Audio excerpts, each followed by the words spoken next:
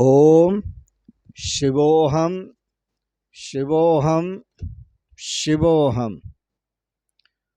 ओम सच्चिदानंद रूपाय विश्वोत्पत्त्यादिहेतवे तापत्रय विनाशाय श्री कृष्णाय वयं नमः।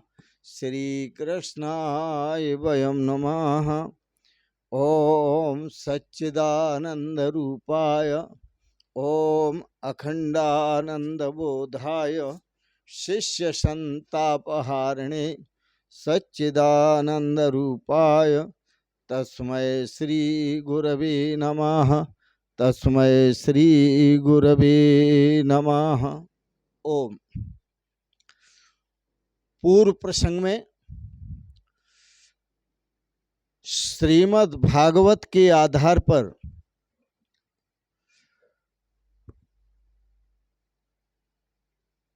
दैत्य और देवों का प्रसंग श्रवण कर रहे थे।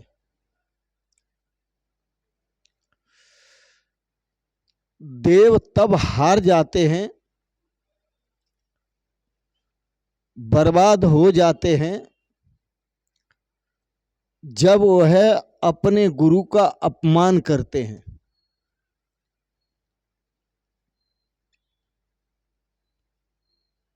यही हुआ कि इंद्र ने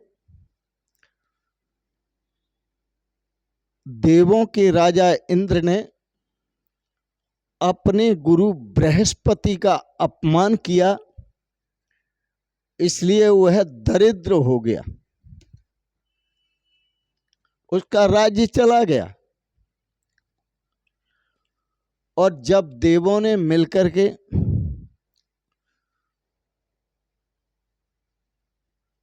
विश्वरूप सतगुरु को अपनाया तो उन्हें उनका राज्य पुनः वापस मिल गया। कल आप श्रवण कर रहे थे, विश्वरूप का अर्थ होता है जड़ चेतन में जो ईश्वर की झलक देखता है, ईश्वर का स्वरूप देखता है, उसको विश्वरूप कहते हैं। विश्वरूप ब्रह्म ज्ञानी तो था ही, पूर्ण ब्रह्म ज्ञानी, पर वह विश्वरूप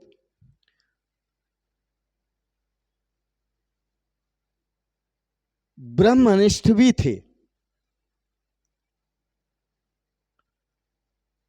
ब्रह्मनिष्ठा के साथ साथ वह ब्रह्म दृष्टा भी थे। तो विश्वरूप ब्रह्म ज्ञानी हैं, ब्रह्मनिष्ठ हैं, ब्रह्म दृष्टा हैं और देवों को ब्रह्मोपदेश करने वाले हैं, ब्रह्म ज्ञान का उपदेश देते हैं।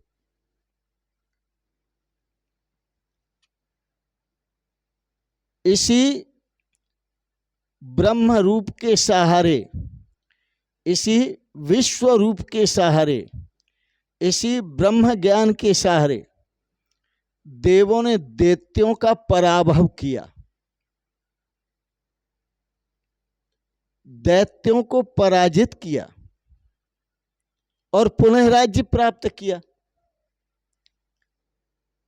अब ये हमने विचार करना है कि दैत्य कौन है और देव कौन है, यह भी विचार करो।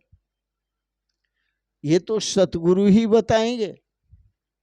दैत्य कौन है?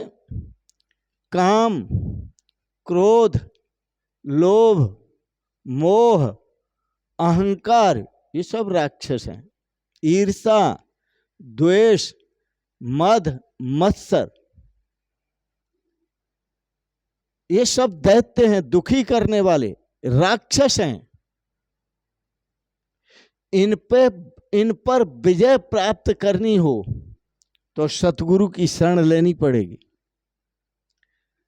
बिना सतगुरु की शरण के इन पर विजय प्राप्त करने का कोई तरीका नहीं, क्योंकि इसका जो उपाय है काम क्रोध आदि पर विजय प्राप्त करने का, वो सतगुरु ही बताते हैं।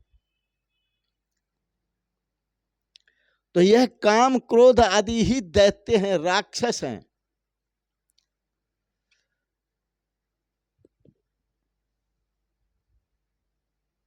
ब्रह्मा के आदेश से देवगण विश्वरूप के पास गए थे। उन्होंने देवों को नारायण कवच दिया। संसार के क्षेत्र में जब युद्ध करने जाते हैं तो योद्धा लोहे का कवच धारण करते हैं जिस पर गोली असर न करे, और इन काम क्रोध लोभ मोह अहंकार आदि से जब युद्ध करने निकलता है योद्धा ज्ञानी, तो उसको नारायण कवच दिया जाता है।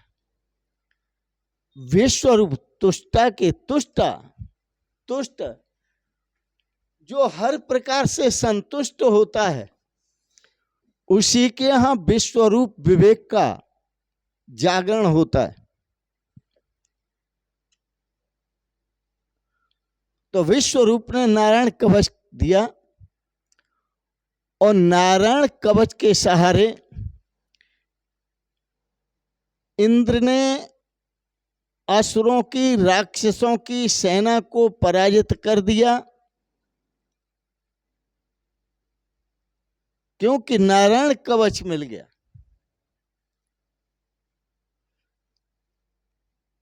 युद्ध क्षेत्र में लोहे का कवच बख्तर होता है, धारण करते हैं, और अध्यात्म क्षेत्र में नारायण कवच मंत्र आत्मक मंत्र रूप नारायण कवच धारण करते हैं तो रक्षा होती है। ये बख्तर है। इसलिए जो सतगुरु की शरण में जाते हैं तो सतगुरु कहते हैं बेटा इस मंत्र का जप करो, यह मुक्ति का साधन है, यह श्रेय का साधन है।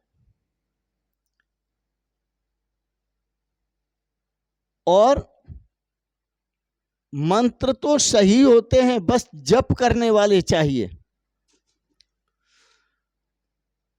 मंत्र जपने के लिए पहले अंगन्यास करना पड़ता है, फिर करन्यास करना पड़ता है, फिर शरीर के प्रत्येक अंगों का न्यास करना पड़ता है। इस प्रकार से मंत्र का जप करना पड़ता है, जो नारायण कवच कहलाता है। बात को समझें। पहले अंगन्यास, हमारे जो शरीर के अंग हैं उन सभी शरीर के अंगों को संयम में करना पड़ता है। अंगन्यास, शरीर के सभी अंगों को अपने संयम में करो। संयमी ही साधक हो सकता है, संयमी ही साधना कर सकता है, संयमी ही सिद्धि प्राप्त कर सकता है। तो पहले संयम अंगन्यास, और अंगन्यास के बाद करन्यास।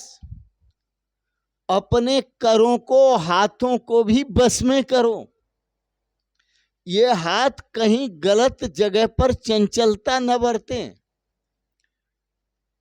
और शरीर के सारे अंगों का न्यास करके फिर मंत्र का जप करो। शरीर के सारे अंगों को अपने वश में करके उनकी चंचलता रोककर फिर भगवान के नाम का जप करो। यह नारायण कवच कहलाता है।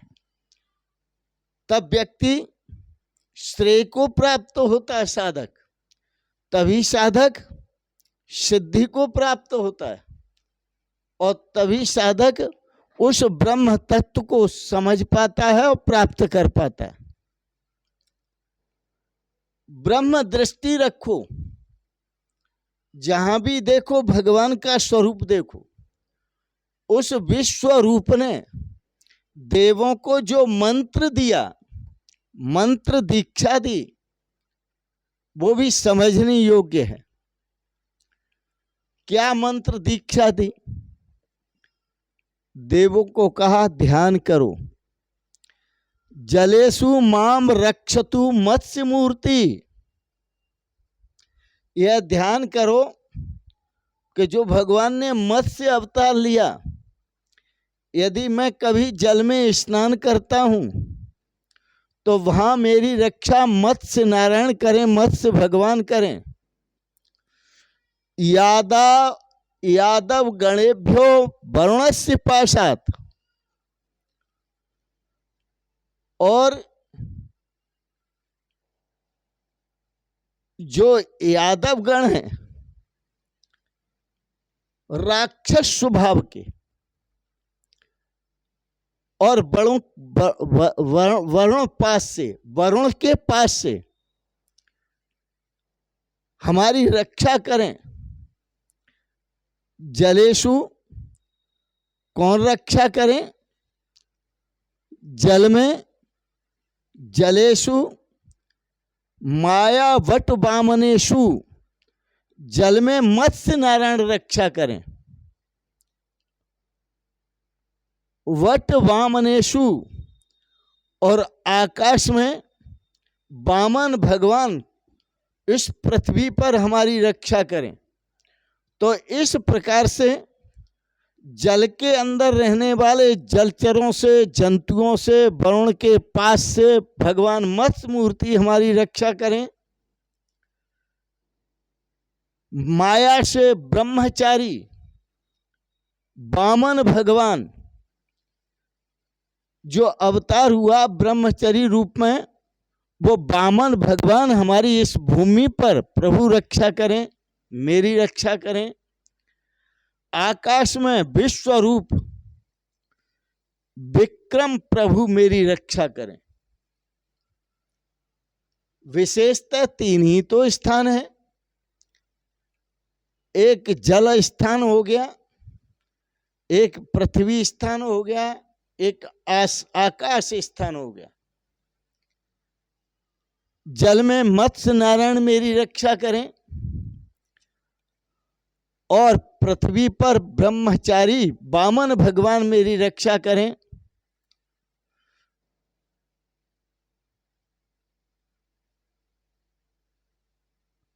तो इस मंत्र में कहा जलेषु माम रक्षतु मत्स्य मूर्ति, यादव गणेभ्यो वरुणस्य पाशात, और वरुण के पास से यादव गणों की भी रक्षा करें, हम सबकी रक्षा करें। माया से जो ब्रह्मचारी वामन भगवान हैं पृथ्वी पर रक्षा करें, और आकाश में विश्वरूप भगवान रक्षा करें। जो भगवान का भक्त होता है वो भगवान को चाहता है, और उसी में वह अपने जीवन का आनंद समझता है। अधना धनम इच्छन्ति धन मानम च मध्यमा, उत्तमा मानम इच्छन्ति। जो निर्धन व्यक्ति होता है वो धन चाहता है, भगवान से भी धन ही मांगता है। और जो माननीय व्यक्ति होता है, कुछ ऐसे व्यक्ति होते हैं दूसरे के धन को भी चाहते हैं और मान सम्मान को भी चाहते हैं। उत्तमा मानम इच्छन्ति, परंतु जो उत्तम महापुरुष होते हैं वो केवल मान को चाहते हैं, वो धन को नहीं चाहते। क्योंकि मानो ही महताम धनम, मान सबसे बड़ा धन है। वह जो मान मिलेगा वो भगवत दृष्टि से मिलता है। तेनैव सत्यमानेन सर्वज्ञो भगवान हरि पातु सर्वै स्वरूपैर्न सदा सर्वत्र सर्वगः। श्रीमद् भागवत में ऐसे प्रार्थना करो कि यह बात निश्चित रूप से सत्य है कि इस कारण से जो सर्वज्ञ सर्वव्यापक भगवान श्री हरि हैं, परमात्मा हैं, वो सदा सर्वत्र सर्व रूपों से हमारी रक्षा करते हैं। इसलिए संत महापुरुषों ने अपनी रक्षा के लिए थोड़ा कीर्तन भी बनाया है। राम राघव राम राघव राम राघव रक्ष माम, कृष्ण केशव कृष्ण केशव कृष्ण केशव पाहि माम। यदि हम इस मंत्र का जप करते हैं तो जल में भी हमारी रक्षा होती है, पृथ्वी पर भी हमारी रक्षा होती है और आकाश में भी हमारी रक्षा होती है। निरंतर प्रभु के स्वरूप का ध्यान करें, मंत्र स्वरूप भगवान के नाम का जप करें। इसी में श्रेय है, इसी में कल्याण है। इन शब्दों के साथ वाणी को विराम देते हुए आपने बड़े प्रेम और श्रद्धा से श्रीमद् भागवत के सुंदर प्रसंग को श्रवण किया, इसलिए इसके लिए बहुत बहुत अनुग्रहित हैं। आप सबके लिए भगवान से मंगलमयी नित्य नई प्रार्थना करते हैं कि भगवान आपको सपरिवार इष्ट मित्रों परिकर सहित स्वस्थ और सुखी रखें। अपने स्वरूप